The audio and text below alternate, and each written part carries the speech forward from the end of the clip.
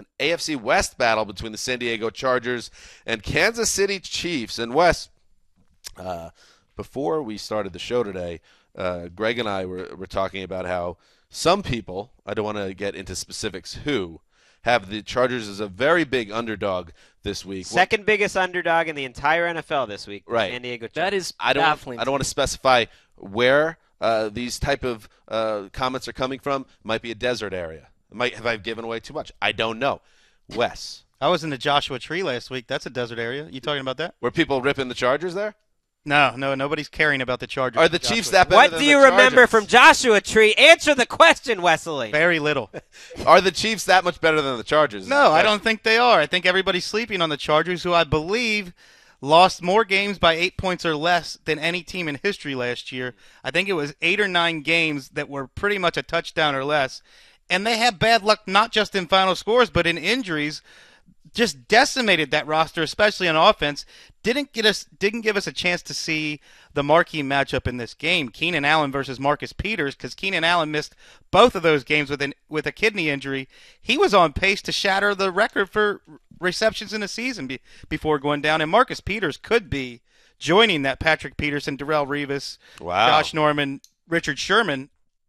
Yeah, that's a great point about Allen, because they were a completely different team on offense when he was out of the lineup. 90-plus yards more per game for Phillip Rivers when Allen was in there. I think he's a huge part of what they want to do. You add Travis Benjamin to the mix, that gives you a downfield element.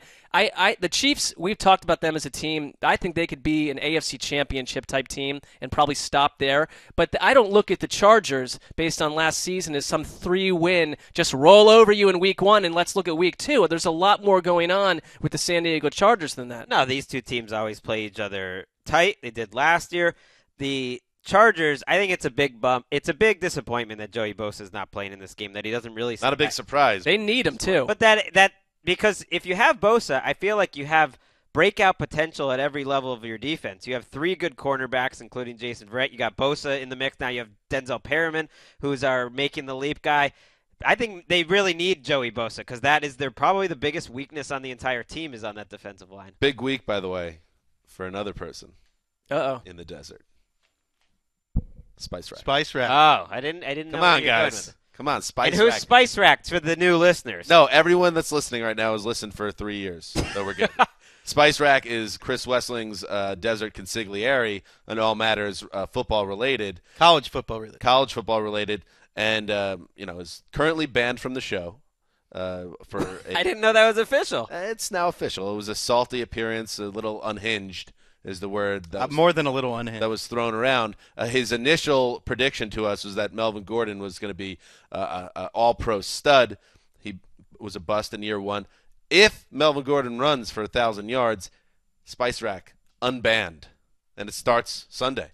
It's a big year for Spice Rack. I think he's got a chance to reappear on the show because Brandon Oliver's not in the lineup for San Diego no more. They're going to try to make Gordon that guy. And he looked good. He hit, and he explodes for big yardage on certain plays. We might get Spicy back in the studio, much to Greg's chagrin. What is that? That's not true. I'm just stirring the pot. I'm with you, Spicy, this year. I got Melvin Gordon I having a big year. He's coming back. We need to get you and Spice Rack in a room together. I feel like you would get along famously. Yeah. Okay. Yeah, I see it. Connective tissue between the two.